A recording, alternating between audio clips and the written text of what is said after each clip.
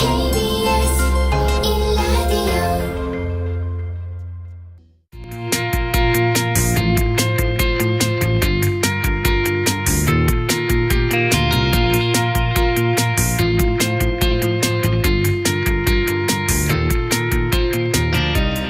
정용실의 뉴스 브런치.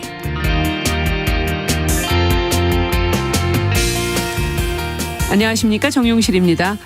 멀쩡한 옷인데 유행이 지나서 혹은 너무 흔해졌다는 이유로 손이 안 가는 옷이나 신발 하나쯤은 갖고 계시죠?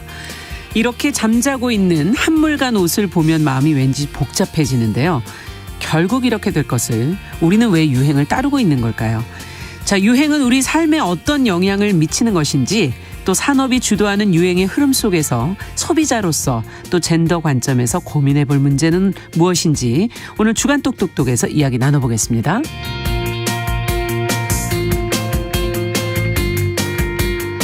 네, 사람마다 얼굴이 각기 다른 것처럼 속도도 제각각이죠. 이 말과 생각의 속도, 지식을 습득하는 속도, 삶의 속도까지 다 다른데요. 자, 이것을 사람의 특징으로 보면 될 텐데, 빠른 것을 지향하는 우리 사회에서는 속도는 평가의 잣대가 되고요. 정상성을 판단하는 기준이 되기도 합니다.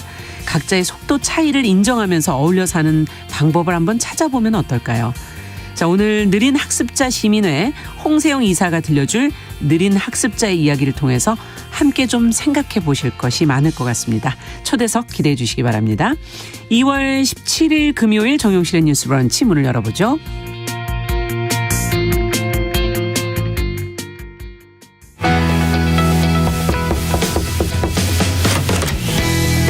청년 여성의 눈으로 세상을 봅니다.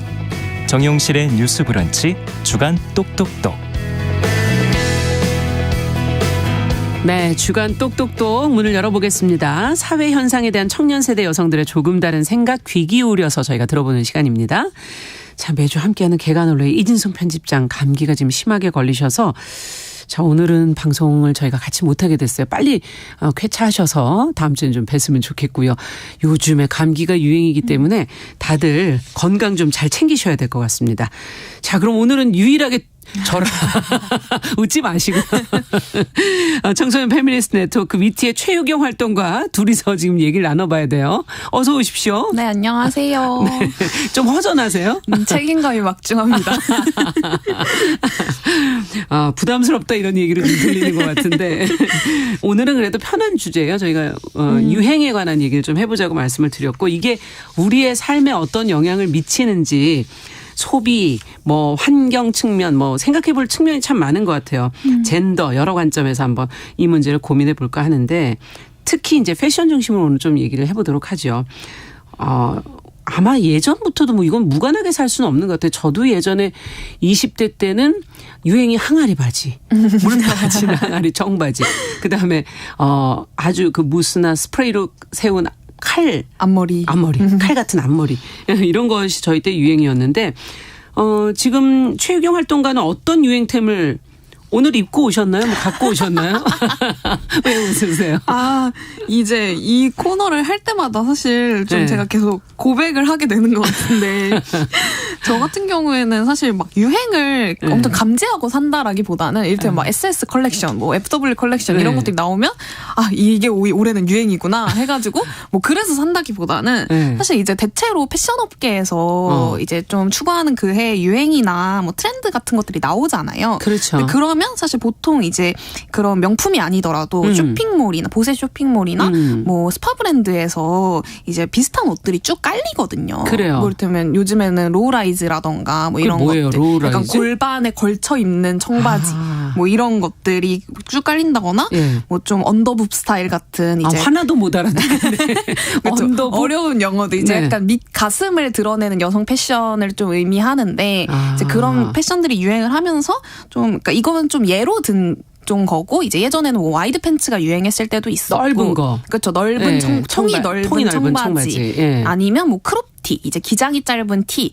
뭐 이런 것들이 유행할 때 사실은 좀 이제 저가 브랜드들에도 그런 트렌드가 반영이 되면서 맞아요. 계속 비슷한 옷들이 쭉 깔리거든요. 맞아요. 그래서 거기서 사실 저도 막 큰 선택권 없이 구매하다 보니까 자연스럽게 좀 유행하는 아이템들을 사고 나니까 사실 다들 입고 있네? 라고 비슷한 좀, 걸? 네, 다 비슷한 걸 입고 있네? 네. 라는 좀 경향이 있고 그래서 반면 좀 유행이라서 예뻐 보여서 좀 구매하는 것들이 있는데 제 최근에 이제 유행하는 아이템을 샀던 기억은 이제 고백은? 오늘도 입고 이제 오늘도 입고 와서 이제 좀 부끄러웠는데 이제 최근에 이제 예전에 한번 쭉 유행했었던 이제 노스 땡땡땡에 네. 이제 좀 패딩이 다시 좀 유행을 하는 추세예요. 아, 그래요. 그래서 요즘에는 근데 이제 그냥 패딩이 아니고 약간 숏한 패딩, 짧은 네, 거. 크롭한 패딩이 좀 다시 유행을 하는 추세인데. 크롭이라는 게 더 짧은 거 말하는 그렇죠, 거죠? 그렇죠. 기장이 네. 짧은 패딩. 이제 그냥 이제 허리에 맞는 이제 기장이 아니라 더 짧은 더 패딩. 짧은? 네, 거의 이제 한 배꼽 정도까지 올라오는 기장의 패딩이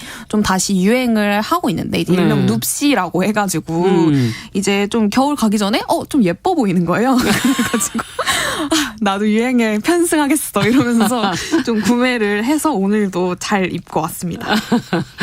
지금 청취자 안신자님께서 너무 우리는 빨리 따라가는 것 같다. 안 따르면 뭐 유행 안 따라가면 뭐 뒤처진다고 생각하니까 더 조바심 내면서 그렇죠. 이거를 따라가려고 하는 것 같다. 이런 얘기도 지금 해주셨어요. 야, 근데 지금 청취자는 2081번님께서 애들 옷 한 벌 사주려고 해도 한 20만 원 정도 생각하고 매장 갔는데 유행이라 그래갖고 돈을 항상 더 쓴다. 지금 요 심리랑 비슷하게 최근에 이런 히트 상품들 비싼 것들에 대한 기사들도 꽤 있더라고요. 특히 3월을 앞두고 있어서 아이들 학교 갈 때 그렇죠. 초등학생 새 학기에 뭐 가방 가격 이런 것도 너무 비싸다. 심지어는 100만 원까지 간다. 이런 얘기도 기사로 본 적이 있는데 요즘엔 또 운동화도 학생 때 가장 가방 운동화 이런 거 되게 신경 쓰잖아요. 범고래 운동화가 오픈런 문 열자마자부터 해갖고 히트 상품이었다 그러는데 그게 지금은 아니라면서요. 또 너무 흔해졌다면서요. 이거는 저는 어떻게 된 건지 잘 모르겠는데 설명을 좀 해주세요, 유경님께서. 범고래라는 이제 운동화는 약간 별칭 같은 건데 이제 나이키라는 브랜드의 이제 덩크로우라는 시리즈에서 이제 하나 하얀색과 이제 검은색 배색이 들어간 운동화를 좀 일컫는 말인데요. 근데 고래 같은가 보죠, 느낌이? 그렇죠. 범고래처럼 생긴 거죠. 하얀색과 이제 검은색 배색이 들어가서 이제 그거를 이제 범고래라고 부르는 건데 네. 사실 이 이제 나이땡이라는 브랜드에서 럭키드로우라는 방식으로 계속 운동화를 판매를 했었어요. 그건 뭐예요? 럭키드로우? 이를테면 이제 행운권 추첨? 그렇죠. 회원권 추첨이라고 말하는 게 좀 정확한 것 같아요. 이제 그 브랜드에 이제 회원인 사람들이 이제 추첨을 넣어서 이렇게 어떤 운동화가 며칠부터 며칠까지 추첨을 넣을 수 있습니다. 그렇게 하면 추첨을 다 넣어서 그중에 이제 몇 명만 뽑아서 그 운동화를 살 수 있는 기회를 주는 그럼 거죠. 매장에는 없고요. 그렇죠. 이제 그거에 당첨이 돼서 가져가면 그걸 이제 당첨된 사람들한테만 판매를 하는 이제 방식으로 이제 그랬군요. 네, 브랜드에서 이 운동화를 판매를 했었는데요. 그러다 보니까 사실은 이제 수요에 비해서 공급이 적다 보니까 이것이 굉장히 일명 리셀가, 약간 되파는 가격이 엄청나게 높아지기도 하고 그리고 좀 희소해서 유행이 되는 그런 아이템이었는데 네. 사실 요즘에는 이거 물량이 엄청나게 좀 많이 풀리기도 했고 인기가 있으니까 그렇죠. 이 범고래 시리즈가 유독 좀 베스트셀러였기 때문에 좀 히트하기도 했고 좀 워낙에 많이 이제 그 브랜드 측에서 많이 물량을 풀다 보니까 이제 더 이상 희소한 아이템이 아니게 된 거죠. 그러다 보니까 이제 최근에는 SNS에서 한 지하철의 한 칸에 그 범고래를 신고 있는 사람만 한 8명 정도 되는 이제 사진이 이제 좀 너무 웃기네요. 약간 자조적으로 유행하기도 하고 죄다 신고 계신 거예요. 그렇죠. 약간 그래서 약간 이를테면 그런 운동화들은 사실 되게 좀 그런 베스트셀러들이 많은데 그럴 때 좀 이런 것들이 유행을 하고 있었고 네. 사실 저도 기본템이라서 하나 가지고 있거든요.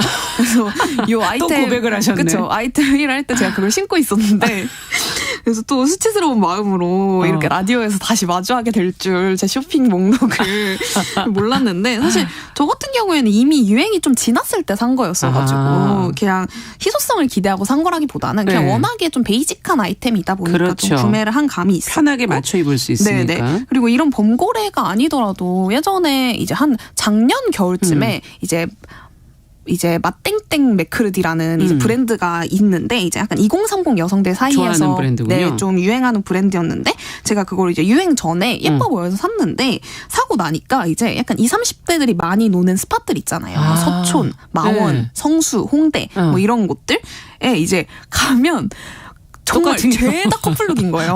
그래가지고 이제 절대 한 3번 입고 아 이거는 더 이상 놀러 나갈 때 입을 순 없다 싶어서 이제 집에서 잠옷으로 입고 있는 네 오히려 이제 봉고래 네. 같은 경우에는 그냥 워낙에 베이직한 아이템이니까 괜찮은데 그렇죠. 그 운동화는 별로 눈에 안 띄잖아요. 맞아요. 근데 이제 옷은 정말 똑같은 걸 입으면 그렇죠. 너무 좀 당황스럽죠. 네. 그러다 보니까 잘 안 네. 입는 그런 좀 뼈아픈 기억이 있습니다.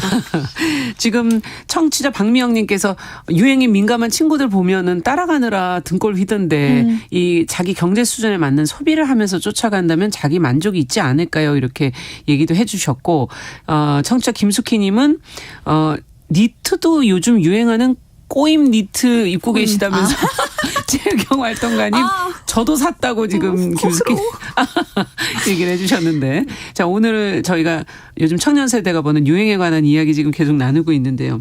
이게 저는 제일 궁금해요. 저도 젊은 때를 생각해 보면 이걸 왜 그랬을까 하면 생각해 보게 되는데 왜 우리는 유행을 따를까? 따르지 않는다면 어떤 압박감 같은 거를 느끼는 걸까?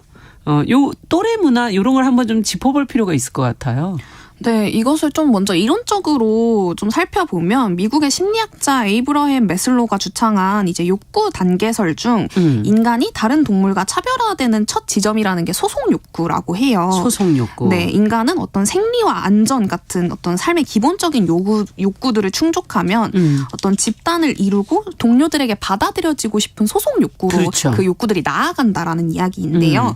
사실 이를 충족시키지 못하면 사실 콤플렉스 같은 열등감에 시달리게 된다고 하고 그리고 이를 사실 경제활동에 접목시킨 게 뭐 매진 임박, 한정 판매 아까 말씀드린 그런 럭키드로우 같은 이제 마케팅 기법인데요. 나만 빠지나? 그렇죠. 뭐 이런 다들 느낌이 가지고 드는. 있는데 네. 그리고 제품 공급량을 의도적으로 줄여서 어떤 집단 흐름에서 벗어나기 두려워하는 인간의 본성, 즉 소외 불안을 어떤 구매 행동으로 유인하는 전략입니다. 사실은 어떤 럭키드로우 같은 그런 판매 기법도 나만 뭐 안 가지고 있네, 나도 그렇죠. 가지고 싶다 이런 식으로 이제 이어지는 흐름 메커니즘들을 만드는 기법인데요.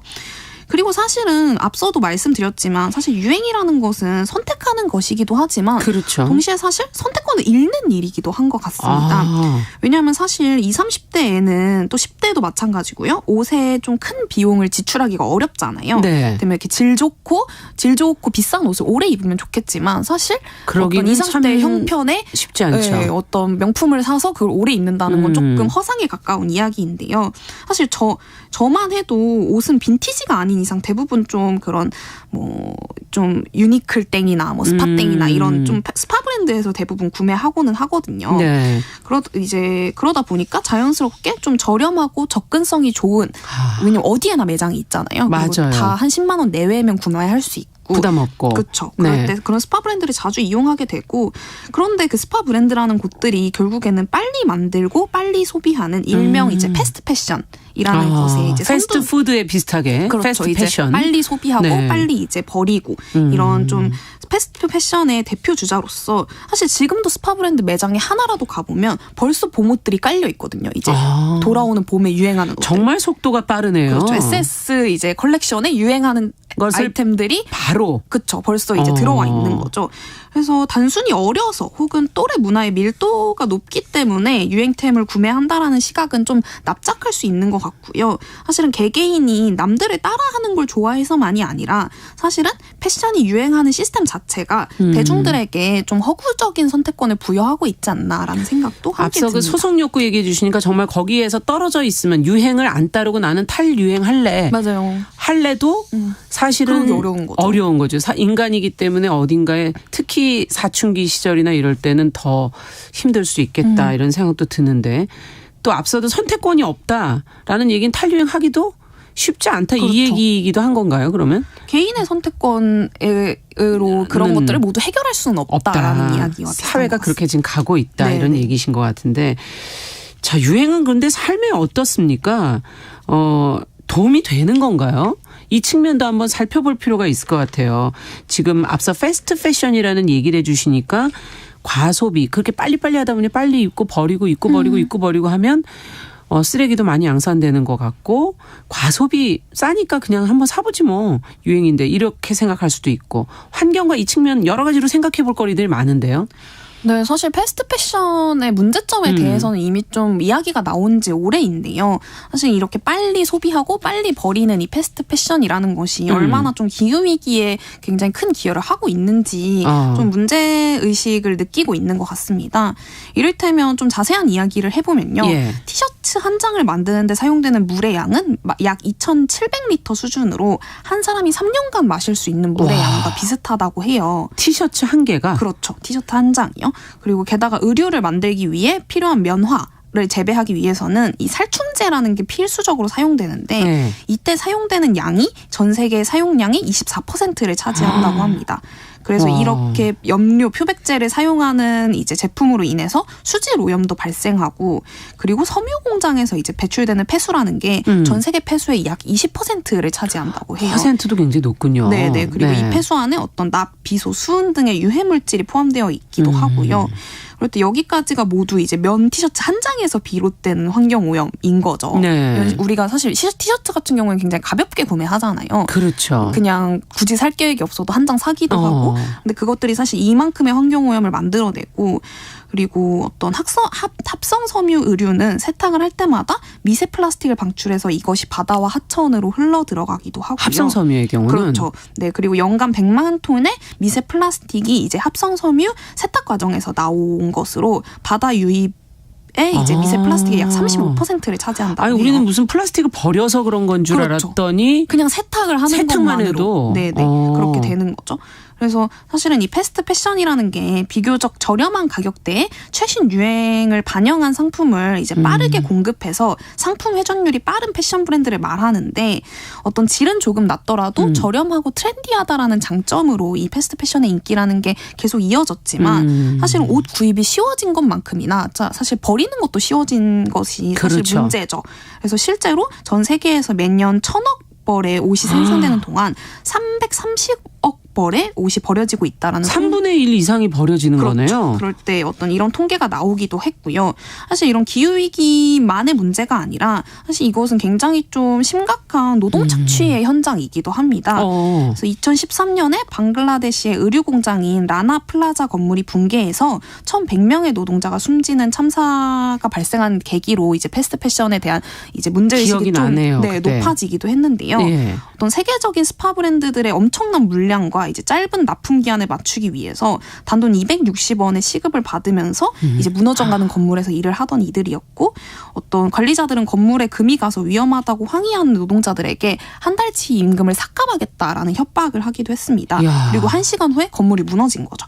1시간 후에. 그러니까 네. 원래 완전 무너지기 직전 상황에서 그렇죠. 계속 일하고 있었던 그렇죠. 거군요. 근데 이런 것들을 항의했을 때 어떤 받아들여지지 않는 문제들이 있었고 또 노동자들의 출입을 통제하기 위해서 바깥에서 문을 걸어 잠그고 그리고 건물 붕괴가 사실 예고됐음에도 정해진 납기를 맞추기 위해 야근을 이제 강요당하는 현실 속에서 노동자들이 굉장히 많이 목숨을 잃었고 이 당시에 사실 Who made my clothes? 그러니까 누가 나의 옷을 만들었나라는 캠페인부터 어떤 사회적 책임을 약속하는 다국적 좀 기업들의 성명 발표도 이어졌었습니다. 네. 그래서 이런 다양한 문제들이 사실 우리가 쉽게 구매하는 티셔츠 한 장, 뭐 좀 옷들에 계속해서 발생하고 있는 거죠. 이 부분을 생각하다 보면은 정말 옷 사기가 좀 그쵸. 전과 달라지는 네. 느낌이 들어요. 물과 뭐 환경의 문제, 미세 플라스틱 우리가 다 관심 가지는 부분이고 노동의 문제까지 지금 그 안에 들어가 있는데 이제 젠더 측면에서도 이걸 좀 보고 싶어요. 앞서 뭐 로라이즈 진이라든지 언더부브 이런 표현해 주셨어요. 뭐 허리까지 이렇게 내려가는 진의 모습 또 언더부브 위에서 짧은 티들 이런 얘기를 해 주셨는데 이런 게 여성의 측면에서 걱정스럽거나 또 생각해 볼 지점들은 없는지요? 네, 일부는 사실 이 언더부 패션이라는 건 아까 말씀드렸지만 이제 가슴 및 가슴을 반쯤 드러내는 이제 여성 패션인데요. 일부의 이제 좀 의견에서는 언더부 패션이라는 게 어떤 여성의 자유를 뜻하는 프리 더 니플 캠페인의 연장선이라고 주장하기도 한다고 해요. 그래서 어쨌든 여성의 가슴이 자유로워야 한다. 그래서 프리 더 니플 캠페인은 2015년에 이제 처음 등장한 캠페인이고 네. 여성의 자유로운 상의탈의 권리를 주장하는 운동인데요. 앞서 이제 자기 몸 긍정주의라고 하는 바디 포지티브 바람이 불면서 어떤 프리 더 니플 운동의 일환으로 유명 연예인들이 이제 브래지어를 착용하지 않는 네. 이제 일명 노브라 노브라. 이제 네. 패션을 좀 선보이기도 했는데요.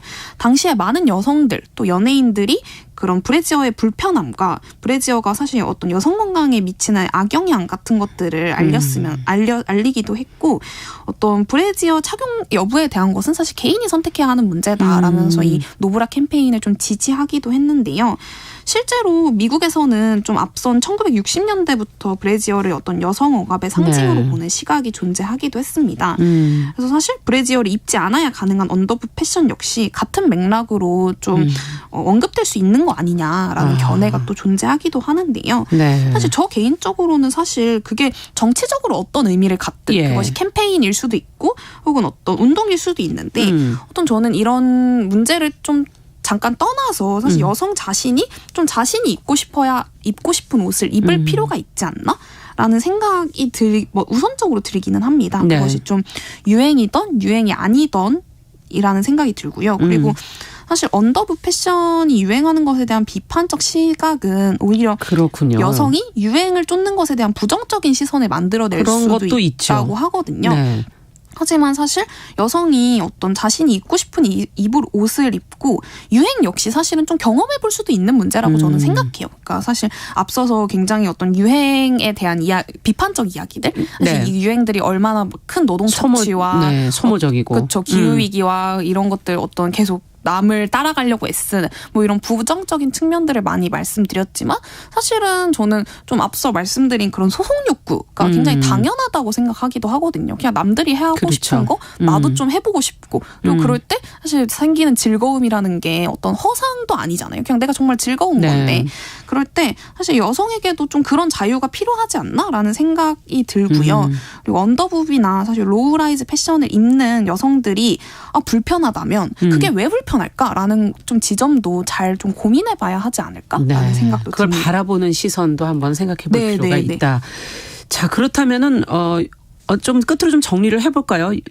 이제는 그래도 유행을 좀 벗어나서 자유롭게 자기가 하고 싶은 방향으로의 새로운 유행을 만들어가면 어떨까 이런 생각도 드는데 네. 어떻게 마무리를 해볼까요? 사실 저는 앞서도 말씀드렸지만 유행이 완전히 막 부정적이고 막 사회에서 말살해야 할 것 뭐 이렇게까지 생각하지는 않고요.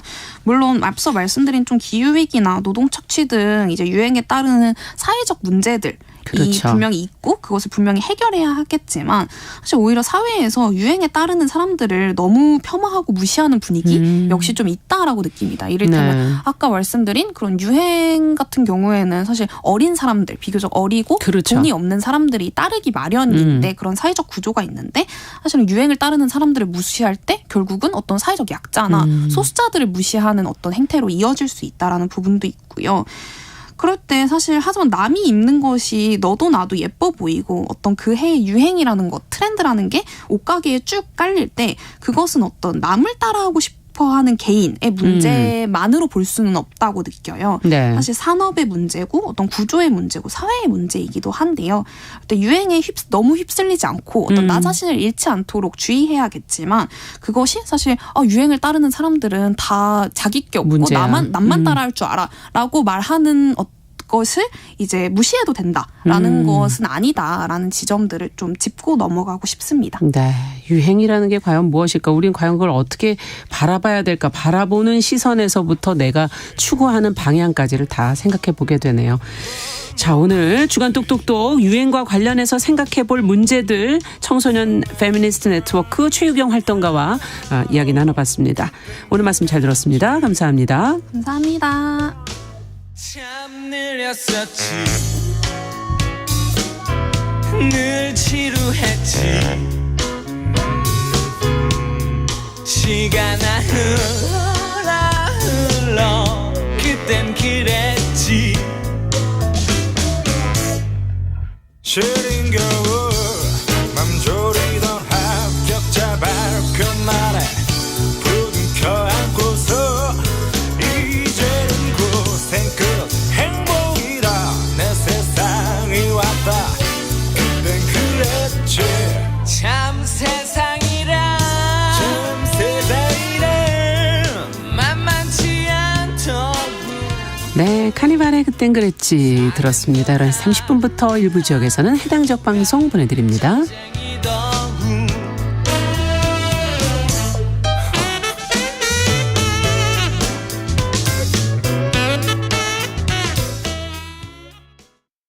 지금 시각은 11시 30분입니다. KBS 여러분은 지금 KBS 1라디오 정용실의 뉴스 브런치와 함께하고 계십니다.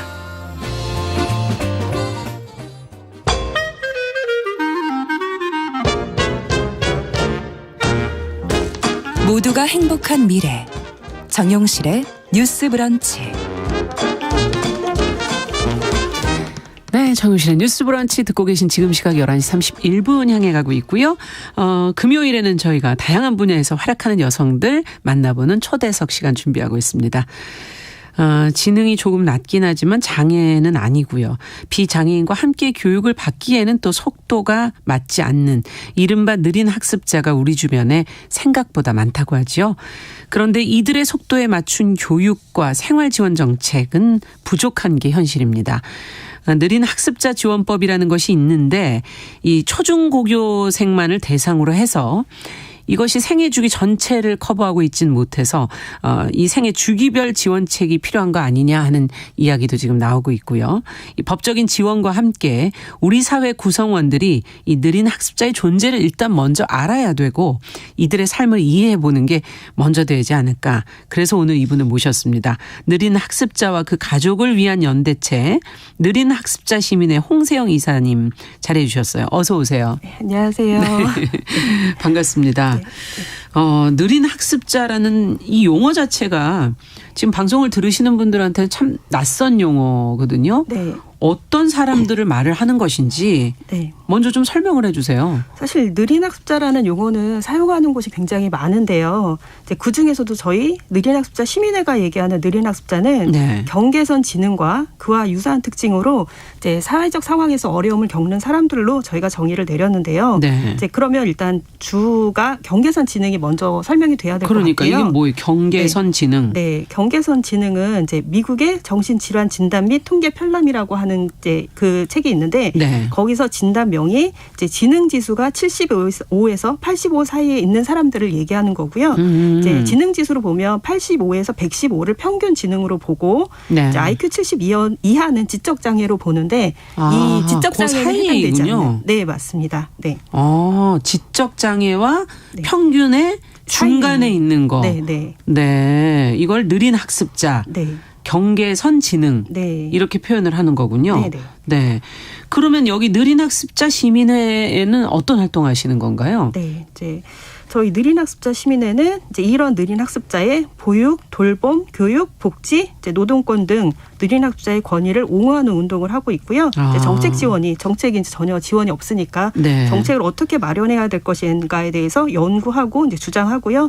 느린 학습자에 대한 사회적 불평등을 해소하고 이제 사회에 들어올 수 있게끔 자립을 할 수 있게끔 이렇게 지원하고 있는 걸 목적으로 하고 있습니다. 지금 말씀을 네. 들어보니까 이게 뭐 저희가 기초생활수급권자 네. 그러면은 그들은 혜택을 받지만 그 위에 차상위 계층이 어떤 혜택을 못 받고 있는 것처럼 네. 이렇게 사각지대에 있는 분들을 위해서 지금 뭐 앞서 노동의 문제라든지 교육의 네. 문제라든지 보육의 문제 이런 것들을 이제 같이 고민을 해 주시는 단체구나 하는 걸 네. 이제 알게 됐는데 네.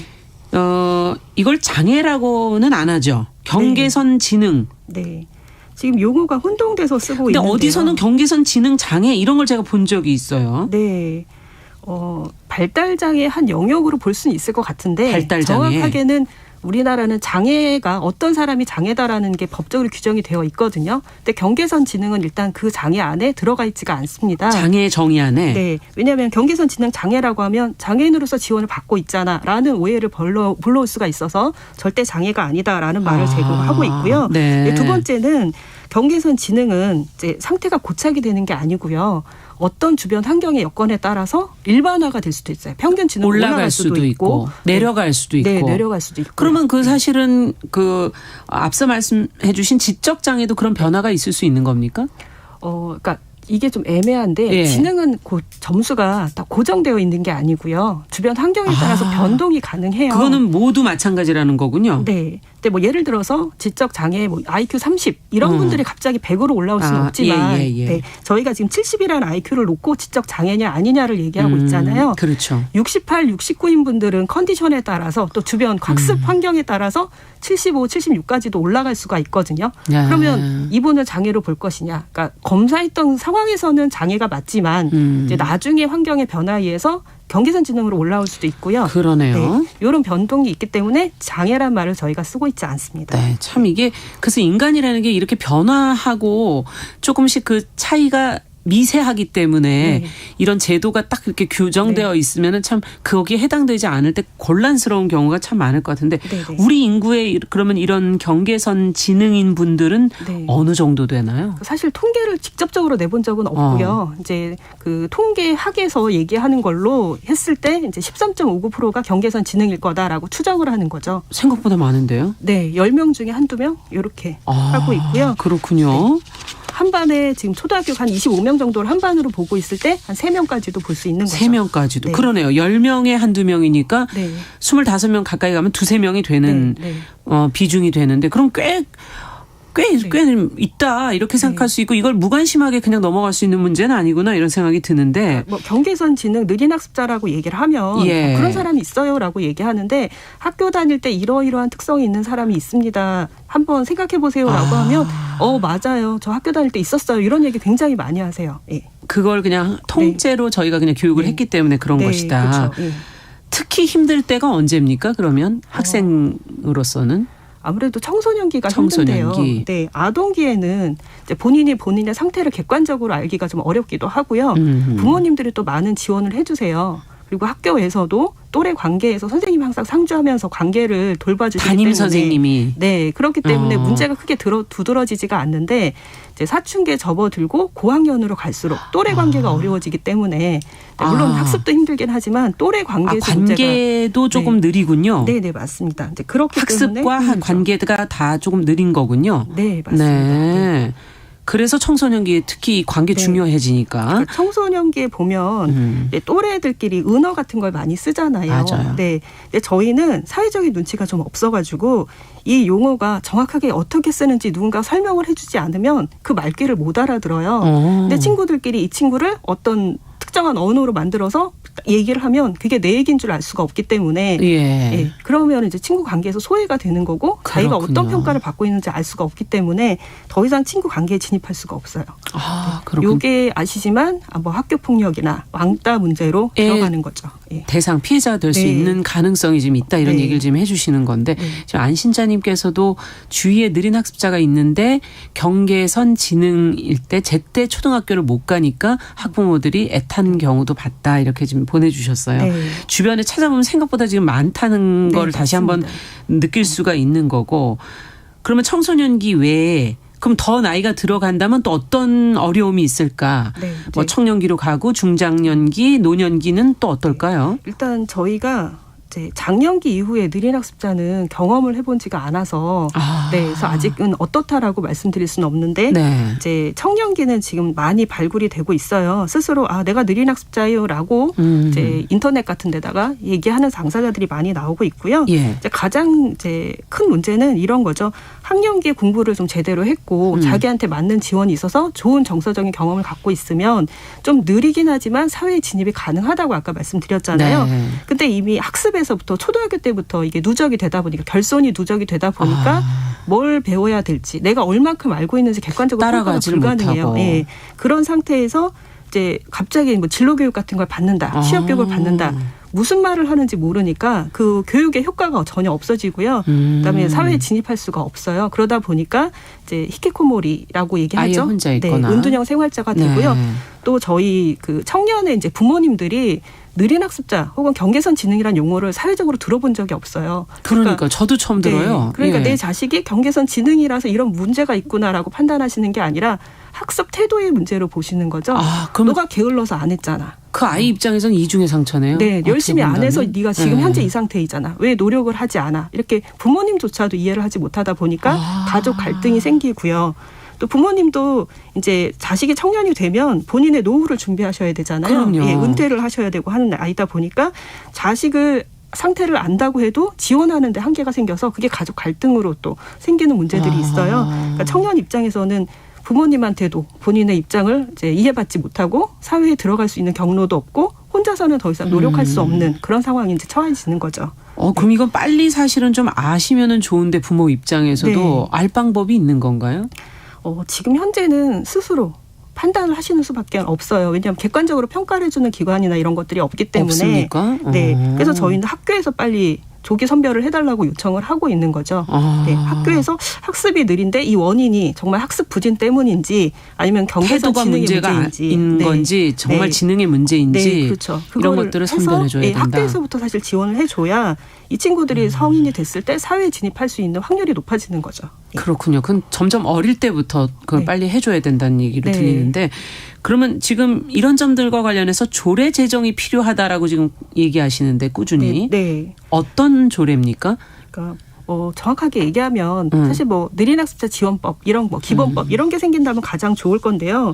아직 법으로서 저희가 제정을 요청하기에는 사회적으로 느린 학습자가 정말 존재하는지 그다음에 이들이 어떤 어려움을 있는지 아직 그렇죠. 공론에서 얘기한 적이 없기 때문에 법까지 얘기하기는 저희는 조금 좀 이른 것 같다. 아, 그래서 예. 조례라는 표현을 하셨군요. 네, 이 조례라는 건 아무래도 네. 그러면 행정기관이 네. 아니라 중앙기관이 아니라 지자체 네네. 조례를 네. 말씀하시는 건가요? 그러니까 지자체에서 예. 그 지역 안에 필요한 사람들을 지원해 줄 수는 충분히 있잖아요. 그러니까 그래서 조례부터 저희가 작은 단위로 시작을 해보는 거죠. 또 지역적 특성에 따라서 느린 학습자 좀 더 많은 곳도 있고 적은 곳도 있고 또 뭐 만약에 이제 시골 농촌이라면 농업적으로 이들을 지원해 줄 수도 있고 하기 때문에 이제 그런 것들은 지역에 맞게 지원 방식을 좀 만들었으면 좋겠다라고 해서 조례를 먼저 어떤 내용이 좀 하는 거죠. 담기기를 원하시는 거예요?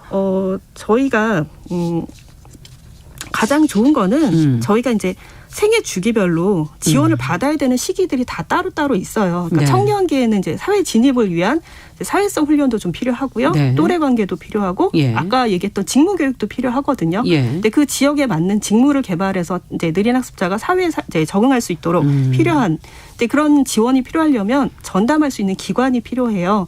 기관 자체가 지금 없는 거죠? 네, 그래서 지원센터를 저희가 요청을 하고 있고요. 예. 그다음에 이제 이 계획을 지역별로 뭐 3년 아니면 5년으로 이제 지원 계획이 필요한 거잖아요. 그렇죠. 이런 계획 설립. 이런 것들이 이제 조례 안에 들어갔으면 하고요. 그다음에 느린 학습자를 아는 사람들이 이 계획에 혹은 센터에 포함이 되어야 되기 때문에 위원회라는 이름으로 가족이나 당사자 혹은 전문가들이 개입을 해서 같이 활동을 했으면 하는 바람을 담고 있습니다. 네. 네. 이 위원회는 저희가 찾아봤는데 예. 조례 안에 들어가 있는 기관 그 조례가 몇 군데 없더라고요. 그래서 저희는 꼭 있는 기본으로 곳이 있습니까? 그러면 네, 이제 구로구 같은 경우가 지원센터에 그 조례에 이제 있고요. 예. 고양시도 내용이 포함되어 있는 거를 어제 제가 확인했습니다. 그렇군요. 그러니까 뭐 개별적으로 지금 하고 있는 거기 때문에 네, 그 대체적으로는 없는 편이다. 지금 그런 말씀이신 그렇죠. 것 같은데. 예. 그러니까 일단은 인식하고 계획하고 그들의 이야기를 듣고 센터를 만들고 이런 기본적인 것들을 먼저 좀 해줬으면 좋겠다라는 네네. 말씀으로 들려요. 네. 교육의 방식이나 어떤 지향점 이 부분을 조금 더 예를 들어가면 설명해 주시면 더 이해가 될 것 같은데. 네, 그러니까 뭐 프로그램이라든지. 지금, 네, 뭐 일단은 큰 틀에서 얘기하면 이제 느린 학습자는 일반 애들하고 똑같은 방식으로 설명을 해주면 이해를 잘 못해요. 근데 제가 농담 반 진담 반으로 뭐라 그러냐면 내가 이거를 가르치다가 미쳐서 죽기 직전에 아이가 깨달아간다라고 말씀을 어머님들끼리 들거든요. 나 이제 한 번만 더 미칠 것 같아라고 하는 그 순간에 아이가 알아가더라고요. 그러니까 참아야 되네요. 그때까지. 예. 그렇죠. 그때까지 그냥 계속 견뎌야 되는 친절하게 거예요. 계속 반복해서 가르쳐줘야 되니까 이게 한두 번이면 하는데 정말 한 100번쯤 되면 사실 많이 힘들거든요. 그렇죠. 네, 이제 그런 것들 이제 그런 식으로 그 친구가 받아들일 수 있게끔 쪼개고 그다음에 순서를 느리게 가고 또 좀 긍정적으로 이제 수업 태도가 진행이 됐을 때 너 굉장히 잘하고 있어, 열심히 하고 있어 이렇게 피드백이 갔을 때 아이가 좀 더 쉽게 받아들일 수 있기 때문에 그런 것들이 교육 제도 안에 좀 들어가 있기를 저희가 좀 바라고요. 제가 이제 저희가 이제 시민회에서 좀 연구를 해봤던 것 중에 네. 전라남도에서 실시 중인 문해력 전담 교사제가 있더라고요. 네. 이제 한 학교에 문해력 전담 교사가 아예 배치가 되어 있어요. 다른 뭐 담임 교사나 이런 역할을 하지 않으면서 체육교사, 음악교사처럼 문해력만 가르치는 교사가 이제 배치가 되어서 초등학교 1, 2학년 때 학습을 따라가지 못하는 아이들을 조기에 선별해서 담임 선생님과 상호작용을 해서 그 아이 수준에 맞는 문해력을 이제 가르쳐주는 교사 제도가 있더라고요. 여기 한 3, 4년 정도 진행이 되고 있는데 학생들의 그 학습이 그러니까 3학년, 4학년 때 글을 충분히 읽을 수 있으니까 또래 학습을 어느 정도까지 뭐 아주 탁월하게는 아니지만 그래도 좀 덜 뒤처지면서 따라가는 부분을 저희가 확인을 했고요. 그다음에 일부 지역에서 1교실 2교사제라는 제도가 있는데 이제 한 교실에 전담 담임 선생님이 있고 그다음에 이 학습 지원을 하기 위한 선생님이 일반 교사가 같이 더 들어가서 이제 전체적인 수업을 하는 와중에 이 아이가 부족한 부분만 선생님이 옆에서 더 추가적인 설명을 해주다 보니까 이제 저희가 보통 느린 학습자는 다른 학습을 한다라고 생각을 하거든요. 어차피 똑같은 걸 배울 수가 없다라고 생각을 하기 때문에 그런데 이 똑같은 수업을 가지고 이 아이가 이해할 수 있게끔 선생님이 더 보충 설명을 해주시니까 학습 격차가 좀 덜 발생하는 거죠. 네, 이런 식으로 해서 또래 아이하고 관계가 이 아이는 모르는 아이가 아니라 늦지만 충분히 배우고 있고 선생님이 도와줘서 알고 있으니까 또래들하고 격차가 좀 줄어들잖아요. 또래 관계에도 좀 도움이 되고 있고 그다음에 담임교사가 모든 걸 책임지지 않고 가기 때문에 선생님이 좀 덜 부담스러우시고 그런 부분도 좀 확인이 되더라고요. 그래서 저희는 요 두 가지 정도는 적어도 초등학교, 중학교까지는 좀 필요하지 않을까 이런 생각을 하고 있고요. 문해력 교사하고 지금 이제 교사제, 2교사제, 1교실에 네. 그렇다면 우리가 참 교육이라는 게 지금 너무 평균적으로 그냥 공통되게 하고 있구나. 사실은 그 안에 너무나 세부적으로 사실 저희가 뭐 모든 과목을 다 잘하는 것도 아니고 어떤 건 빨리 이해하고 어떤 건 사실은 느리게 이해하는데 지금 이제 이 전반적으로 느리게 이해하는 아이들의 지금 이야기를 하다 보니까 개별로 봐도 그 속도들은 좀 다 다르지 않았나 하는 생각도 지금 거기까지 생각을 하게 되는데 그렇다면은 앞서 긍정적인 피드백을 해야 된다. 좀 받아들일 수 있게 견뎌줘야 된다. 이런 얘기를 해 주셨는데 교육을 해나가는데 주의해야 될 특히 교사라든지 부모님이라든지 알아두셔야 될 부분도 있지 않을까요? 일단은 좀 걱정이 되면 자녀가 학교의 생활에 대한 게 걱정이 되면 조금 빨리 아이의 상태를 파악하시는 게 좀 필요할 것 같고요. 학교 선생님들이 좀 저희가 요구하기가 좀 죄송하긴 하지만 많은 아이들을 이제 전담하셔야 되고 또 업무가 또 과중하다는 얘기가 있어요. 거기에 저희 아이들이 또 들어가면 더 업무 과중이 늘어나서 굉장히 힘들어하시는 거 저희가 충분히 알고는 있는데 그래도 그 과정 중심으로 아이들을 평가를 해주시면 그러니까 결과가 아니라 과정 중심으로 과정 중심으로 느린 학습자인데 뭐 일기 수업 요새는 안 하는 건 제가 알고 있긴 하지만 일기를 쓰는 숙제가 있다 하면은 써갖고 오는 것만으로도 그거를 꾸준히 1년 내내 얼마큼 썼는지 하루도 안 빼고 지금 꾸준히 썼다면 목표를 달리 보는 거네요. 그렇죠. 그러면 이 친구를 충분히 칭찬을 해주시면 다른 그러니까 다른 아이들한테도 충분히 칭찬거리가 생기는 거고요. 뭐 글씨를 하나밖에 못 썼어, 뭐 글자가 틀렸어 이런 게 아니라 써왔는데 매일 꾸준히 썼어. 뭐 이런 걸로 평가를 해주시면 선생님도 아이를 지도하기가 좀 더 나을 거고요. 그런 꾸준함 속에서 저희 아이들이 성장하기 때문에 저희 아이들한테도 큰 도움이 되고 있어요. 지금 청취자 9578번님이 오늘 느린 학습자 처음 아시게 됐다는 얘기도 해주셨고 지금 9236번님께서는 지금 느린 학습자가 우리 아들이다. 29살인데 지금 학습, 사회 적응 모두가 힘들다. 부모가 알고는 있지만 지금 해결책을 몰라서 애태우고 계시다라는 솔직한 지금 입장도 얘기해 주셨고요. 수환따님께서는 유튜브에서 보내주셨는데요. 조카랑 조카 아이가 그런데 학교에서 너무 무관심하다 이런 지적도 해 주셨고 눈꽃님께서는 다둥이 시대에 이어온 이 주입식 교육 방식 일방적인 그냥 방식 이 방식이 바뀌어야 되는 거 아니냐는 지적도 해 주셨고요. 박미영님께서는 경계선 지능 아이들과 자기 아이가 같은 반에서 공부하기를 꺼리는 학부모들이 있다. 학습에 방해를 줄 거라는 편견이 있는 것 같다. 이것도 문제다. 지금 이런 지적도 해 주셨어요. 이 마지막 부분을 들으시면서 지금 표정이 확 바뀌셨는데 네, 네. 이런 게 지금 더 문제인 거죠. 또 구분짓기 시작하면. 그렇죠. 네. 그래서 낙인 효과 때문에 사실 저도 느린학습자 부모인데요. 학교에다 오픈을 못했었어요. 처음에. 네. 네. 네. 근데 이제 느린학습자도 특성이 워낙 다양해서 저희 뭐 자폐 스펙트럼 장애라는 말이 요새 나오는 것처럼 네. 저희도 경계선 지능 스펙트럼이다라고 말씀을 드리거든요. 조용한 아이들이 있어요. 사회성은 굉장히 떨어지지만 학교 내에서 조용하게 묻혀서 또 학습은 어느 정도 되면서 이렇게 묻혀가는 아이들이 있어서 이런 아이들은 사실 학교에서 좀 덜 드러나요. 그렇죠. 드러나질 않죠. 반면에 이제 약간 ADHD적 성향이라고 저희가 얘기하는데 이제 집중력이 좀 약하고 그다음에 자기가 뭘 해야 될지 빨리빨리 잘 판단이 모르고. 안 되니까 그게 외향적인 걸로 드러나서 뭐 수업 중간에 돌아다닌다거나 뭐 이런 형태를 보이는 친구들도 있기는 하거든요.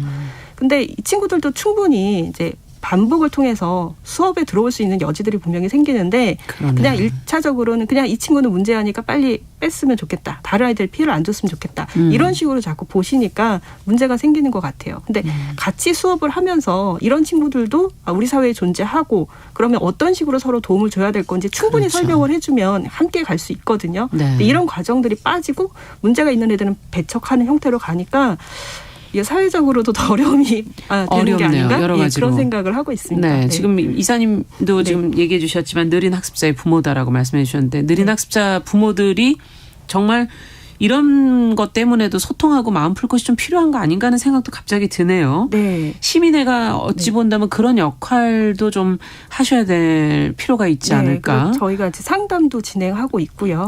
네. 그리고 아까 말씀드렸던 저희 아이에 대해서 어떤 걸 얘기를 할 때 사실 잘 경험을 해보지 못하신 분은 공감을 처음이시니까. 못하시거든요. 네. 저도 초등학교 2학년 때 이제 3학년 때 알게 됐는데 2학년 때 거의 12시까지 애를 잡았어요. 공부를 해야 되니까. 그것도 받아쓰기 하려고. 근데 이런 거를 어디 가서 얘기를 하면 미친 거 아니야? 애를 학대하는 거 아니야? 뭐 이런 얘기를 하는 거예요. 근데 몰랐으니까. 네. 근데 시키면 시키는 대로 결과가 나오기는 해요. 그 시키는 걸 좀 많이 해야 돼서 그러는 거지. 그러니까 그 많이를 채우려다 보니까 아이를 잠을 안 재우고 늦게 재우고 이렇게 되더라고. 계속 반복을 시키고 네. 아이가 거부하는데도 할 수밖에 없는 이제 그런 환경이었어요. 그때는.